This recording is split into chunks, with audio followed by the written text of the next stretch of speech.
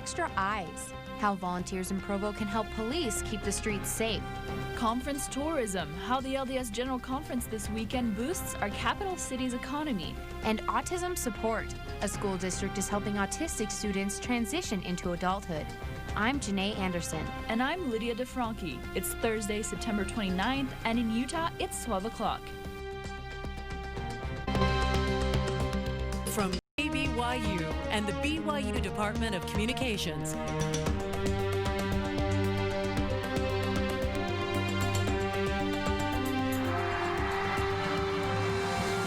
This is the award-winning 11 News at noon.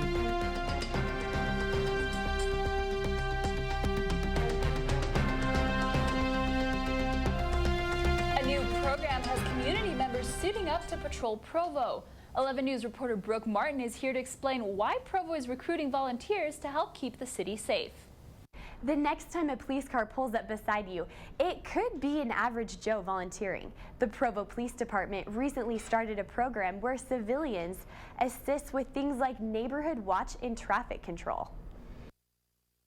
The volunteers will have a police car to drive around, but it will say volunteer on the side so community members know who they're dealing with. And the volunteers will not have the authority to issue speeding tickets. It's free labor. They come in, they get trained, they get assignments that are non-police related, and they go out and give us a hand. The police department is trying to get as many volunteers as possible. Their goal, to free up thousands of hours so police officers can respond to more demanding things. For instance, if we go on a traffic accident, you have 3 officers managing that scene. Well, we'll be able to use 2 volunteers who come on scene, help with traffic control, clearing up 2 officers to go take other dispatched crime in progress types call. The police department is trying to get as many volunteers as possible. Their goal, to free up thousands of hours so police officers can respond to more demanding things. Volunteers have no enforcement authority, but they do have a police radio so they can immediately notify law enforcement of any issues. One man who hopes to join up soon says he wants to help his community. I feel like Provo City definitely is a city that prides itself on the security of its citizens. I feel like the police department does a really good job. And so I definitely want to volunteer my time to help them in their cause. Anyone who lives in Provo and wants to volunteer and who can pass a background check can help. Just go to our website, 11news.byu.edu, for a link to the application. Janae? The family of recently deceased Orem Mayor Jerry Washburn has announced funeral plans for this coming Monday. He lost his battle with cancer last Monday. Washburn first became mayor of Orem in 1999, the city's longest-serving mayor. Washburn's family and friends will honor him at the funeral for his service to the community and dedication to loved ones. Family was everything to my dad. He had, if you look at his resume, he was president or chairman or mayor or always something really important. But I think his favorite titles were dad and grandpa and husband, of course. No specifics on the funeral's time or location. City Council member Carl Hernandez took over for the mayor's duties while he went through treatment and will continue those duties until the city permanently fills the position. January is still a few months away, but that won't stop the Utah legislature from getting to work early.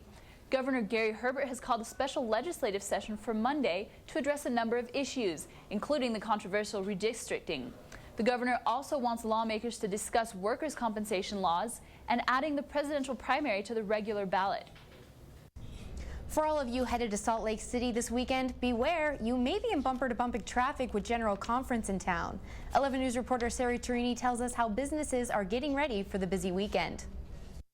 In 2 days, thousands of Latter-day Saints will come to hear their prophet's voice. And for business owners in downtown Salt Lake City, it's not the first time they're gearing up for this event. At this point in time, obviously, we have conference down pretty well, but we make sure that we're well-staffed and that people are knowledgeable about what's going on. This boom in tourism isn't new to the city, but it is a much-needed boost in this economy. Yeah, actually, and that's one of the real great benefits of conference is that it keeps more of our hourly staff associates working. And some of the downtown hotels do the best they can to make these visitors feel right at home. And just in case some Latter-day Saints have forgotten their scriptures, hotels like the Marriott provide a Book of Mormon in their nightstands. And hearing prophets and apostles speak isn't the only thing downtown offers. Business owners say they hope that tourists will come back in the winter. And there's probably a significant residual effect. Hey, we came to Utah, it was beautiful, we loved it. Let's bring the family back and go skiing next season. In Salt Lake City, Sarah Torini, 11 News. And if you don't want to brave the downtown congestion, remember you can watch the LDS General Conference sessions right here on Channel 11 Saturday and Sunday at 10 a.m. and 2 p.m. The two sons of missing West Valley woman Susan Powell are in the custody of her parents for now. The court ruled that it's unsafe to keep the boys with their father, Joshua Powell. He quietly heard accusations about his schizophrenic brother and his father, who is behind bars for possessing child pornography. And then he heard a more explicit allegation about his involvement with his wife's disappearance. Other parts of this investigation certainly lead you to believe, and leads the state to believe, that he is responsible for her disappearance. Joshua Powell denies those allegations and says he wants his wife back more than anyone else. When 11 News at noon returns, Super Support, how a local group is helping autistic adults make a stressful transition much easier. And wrongly fired? Why this man says his former employer gave him the pink slip even though he says he didn't deserve it. We'll be right back. Going into the real world after school is stressful, but it's even more stressful for people with autism. 11 News reporter Jocelyn Langford found a new support group designed to help with a transition from high school into adult life. Mike King follows the same routine day after day. His mother says his regular schedule gives him security, and life without it could result in chaos. King is on the autistic spectrum, and for him and his family, every day brings new challenges. He's so anxious in groups. If we're in a crowd, if we are at a noisy restaurant, he can sometimes have a panic attack. Public schools have programs for children with autism to help them cope with their anxieties, but support for them is limited after high school graduation. And autism affects social skills. So for a person with autism, something as easy as going to the library to check out a book becomes stressful and difficult. The Jordan School District wanted to help. They started a support group for autistic postgrads.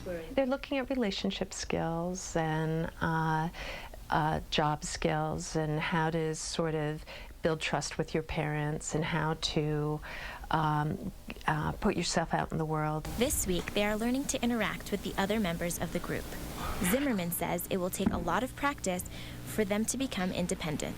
King is still working hard to gain confidence in his social skills. We never give up hope. In South Jordan, Jocelyn Langford, 11 News. If you know someone or have a family member who is autistic and you would like to know more about this group, click on Jocelyn's story on our website, 11news.byu.edu, to find out how to contact them. Massive numbers of Utah's pine trees are dying, and a tiny little bug is responsible. The mountain pine beetle attacks our forests by eating the bark, cutting off the water supply to the entire tree. It's killing trees all over the western half of the United States, and more than 2 million acres worth are already dead in Utah. Rangers say time is the only thing that will solve this issue. So it'll take some time, but yet we'll still have a forest there. It'll just take time for the trees to regenerate themselves.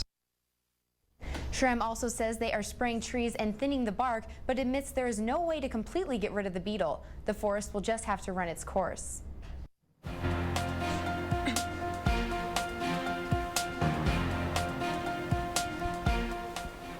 An accused Arizona man faces a competency hearing. A Texas man sues a company for firing him over his weight. And Maine gets a new state dessert. Here's your look at news from across the nation. An Arizona judge has ruled on whether Jared Loeffner is mentally competent to stand trial. He says that there's a great possibility Loeffner's mental health will improve so a trial can go forward. Loeffner is accused of killing 6 people and wounding Congresswoman Gabrielle Giffords. The federal government is suing a Texas plant on behalf of a 600-pound man who says the company fired him because of his weight. BAE Systems say they believe they acted lawfully. Ronald Kratz now weighs 300 pounds and is asking for damages and his job back in the lawsuit. And a sweet victory for Maine. The state has named the whoopie pie as the official state treat. The University of Maine celebrated the occasion with the Whoopie Pie Mountain, complete with 1,500 pies. Pennsylvania originally said they created the dessert, but the Pine Tree State proved they started eating the pies first. That's your look at news from across the nation. Janae? Still to come on the news at noon, water workout, why people turn to swimming during the colder seasons, and it's not just because of dropping temperatures. And bounding business, one local trampoline park is leaping in popularity. And today and tomorrow we may be seeing record warm temperatures. Your 11 News weather when we return. As the temperature drops, many people move their exercise routine from the street and track to the indoor pool. 11 News reporter Julianne Horsley shows us why doctors say getting all wet is good for your health. Taking a morning jog outside has long been a typical exercise for BYU students, but when temperatures drop to 40 degrees, it discourages people from getting out of bed and onto the pavement. Rather than fighting the cold temps, some are heading inside to pools. Swimming indoors is a popular way to keep fit all year. You can still swim when it's snowing outside.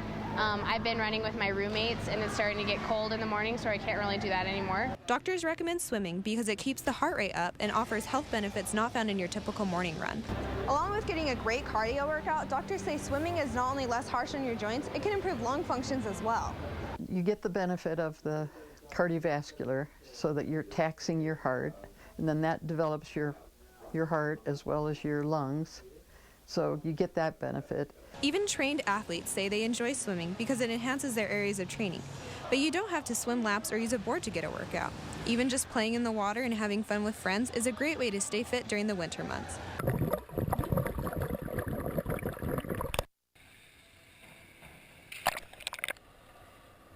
On the BYU campus, Julianne Horsley, 11 News.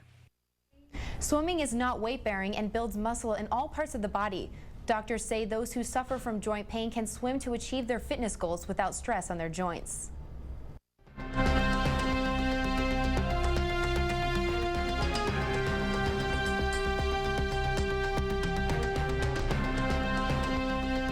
Is it weird that I'm kind of getting sick of all this warm weather? I feel like it keeps dragging and dragging out, and I'm just kind of ready for it to end. Yeah, when is fall actually going to get here?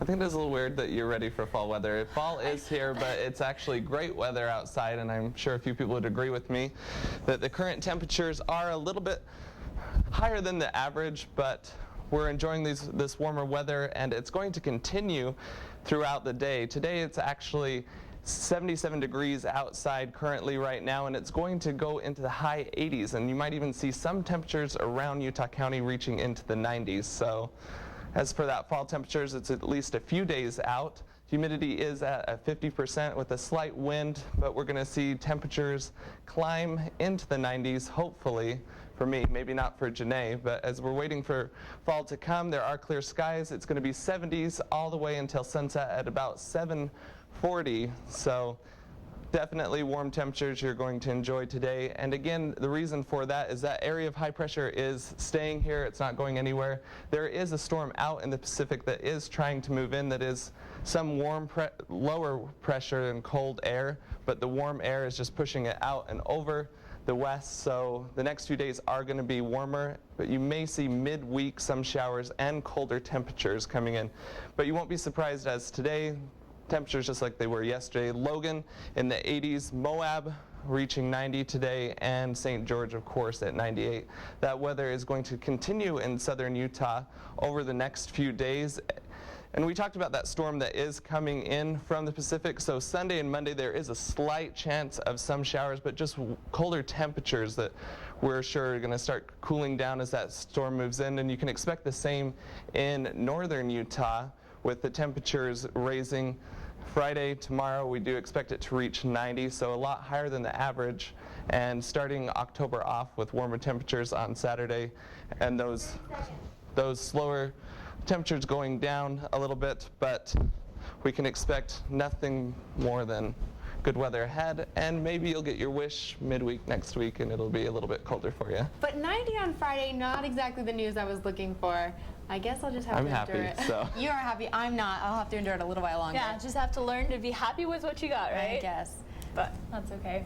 In sports, though, we hear that the women's soccer team is doing really well and they're happy with their progress. Kelsey, what's going on? That's right, Lydia. The women's soccer team, they have a secret weapon.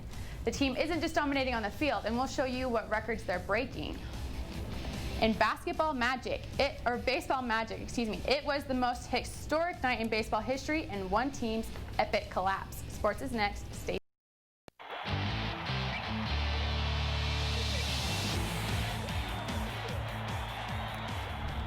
The Lady Cougars soccer team has been struggling a little, but they say they know what they need to get back in the W column. 11 Sports reporter Otavio Souza tells us the missing link is the home fan base. The BYU women's soccer team is gearing up to play another week at home after dropping 2 games on the road. But to win, they're counting on their secret weapon, the fans. Head coach Jennifer Rockwood says they're a big advantage for the team. Our players, they love the energy, they love the excitement. The atmosphere on South Field is like none we've ever played in front of. And the fact that we get to do it about 10 times a year is pretty special. More than 4,500 people followed the Cougars from the South Field's bleachers during the game against University of Miami. The biggest crowd the soccer team has seen this season. There was the second best crowd in the nation for a women's soccer match. Last weekend, the Cougars scored 6 goals, and the 2,000 fans are excited about how well the team's offense is playing. The Cougars hope to keep up with the offense to bring even more fans to the games. Junior Carly Payne is one of the responsible for 2 of the 6 goals. She says she and her fellow teammates really count on support from the bleachers. We have great fans, and to play in front of them and feed off their energy helps us so much and helps us to score and put away goals. And I think we played well the past week. So. At South Field, Otavio Souza, 11 Sports. The Lady Cougars play again in front of their favorite fans next Thursday, trying to break the attendance record of 4,700 fans against the University of Portland. The gates open at 5:30 for free barbecue and food, and the game kicks off at 7 p.m. It was the most exciting night in baseball history, but with the good comes the bad. In the final game of the season, the Red Sox are tied in the race with the Rays for the American League wild card. A loss by one team would send the other into the postseason, and going into September, the Red Sox had a 9-game lead. Top of the 5th, game tied 2-2. Dustin Pedroia is at bat. Pedroia hits a solo home run to give the Red Sox a 3-2 lead. Meanwhile, in Tampa, the Yankees are up 6-0 in the top of the 5th. Andrew Jones hits a homer to left to give the Yankees a 7-0 lead. But back in Baltimore, something changed. The rain, it came pouring. While down in Tampa, the Rays started shining. In the bottom of the 8th, the Rays start to make their comeback. They're down by 4 runs. Evan Longoria is at the plate and hits a 3-run home run. The 7-run lead the Yankees had is now cut down to 1.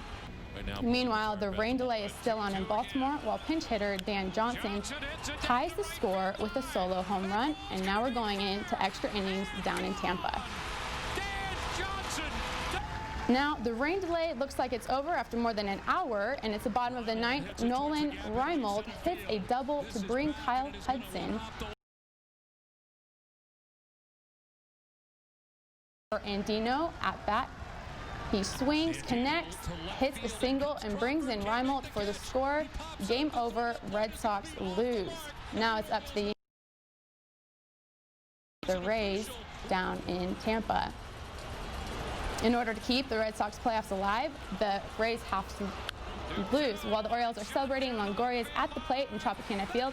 He hits his 2nd home run to win the game and take the wild card spot, sending the Rays into the postseason. The Rays will face the Texas Rangers tomorrow night in the American League Division Series. Well, that's good news for you as a Texas native. You're going to be watching that game? Yeah, the Rangers have home field advantage, so fingers crossed that all goes well. All right, thanks, Kelsey. Still the news at noon, jumping for joy.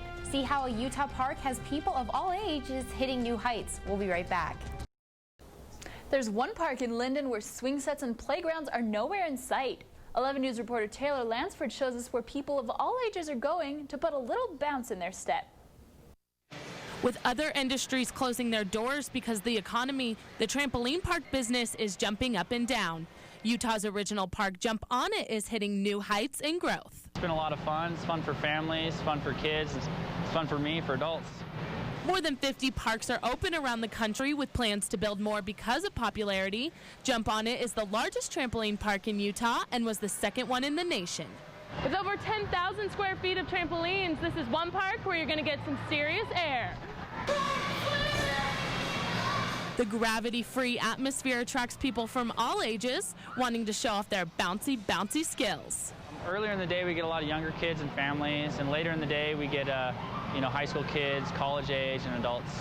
The park is filled every night with different groups of people, from large families to college kids on dates. And with business growing, Jump On It is adding even more attractions. Yeah, every 6 months or so, we try to add something new. So we have the foam pit and the rock walls. We're going to be opening a dodgeball arena also, just try to keep things new and expand. In Linden, Taylor Lansford, 11 News. Well, that looks like lots of fun. I know. Can you guys do any tricks on trampolines? I'm too scared to do any flips. Way too scared. Just up and down. I know, me too. That's your 11 News at noon for Thursday, September 29th. You can join us anytime on our website, 11news.byu.edu. Thanks for watching. Have a great afternoon.